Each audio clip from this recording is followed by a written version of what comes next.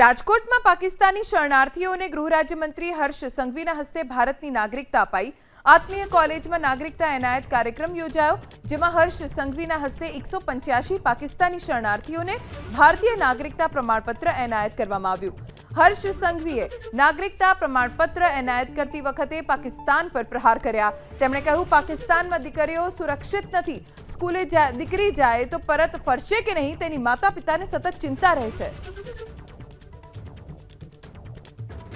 ગૃહ રાજ્યમંત્રીના હસ્તે નાગરિકતા પ્રમાણપત્ર એનાયત કરવામાં આવ્યું છે। આવા 185 લોકો છે રાજકોટના કે જેને ગૃહ રાજ્યમંત્રીના હસ્તે ભારતીય નાગરિકતા એનાયત કરવામાં આવી।